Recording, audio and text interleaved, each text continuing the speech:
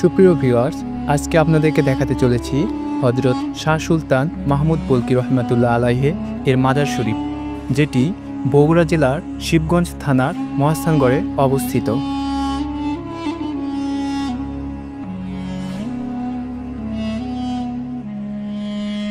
হযরত শাহ সুলতান মাহমুদ বলকি রহমাতুল্লাহ আলাইহি ছিলেন একজন বিশিষ্ট দরবেশ এবং ইসলাম প্রচারক। তিনি মাইশাওয়ার নামেও পরিচিত ছিলেন, যার অর্থ মাছের পিঠে আরোহী।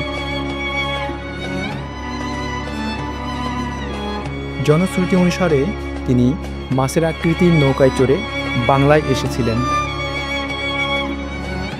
তিনি একাদশ শতাব্দীতে আফগানিস্তানের বলখ রাজ্যের রাজার রাজপুত্র ছিলেন।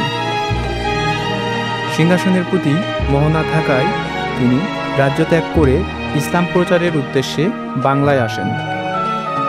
প্রথমে তিনি সন্দ্বীপে এবং পরে ঢাকার হরিরামপুরে আসেন। সেখান থেকে তিনি পুণ্ডবর্ধনের মহাস্থানগড়ে আসেন। মহাস্থানগড়ে তখন রাজা পরশুরামের শাসন করতেন। তিনি ইসলাম প্রচারে বাধা দেন, যার ফলে শাহ সুলতান মাহমুদ বলকি রহমাতুল্লাহ আলাইহির সঙ্গে রাজা পরশুরামের যুদ্ধ হয়। এই যুদ্ধে রাজা পরশুরাম পরাজিত ও নিহত হন এবং তার বোন শিলাদেবী করতোয়া নদীতে ঝাঁপ দিয়ে আত্মহত্যা করেন। এই যুদ্ধের পর তিনি মহাস্থানগড়ে ইসলাম ধর্ম সুপ্রতিষ্ঠিত করেন। তার আধ্যাত্মিক শক্তি এবং ধর্মপ্রচারের কারণে বহু মানুষ ইসলাম ধর্ম গ্রহণ করেন।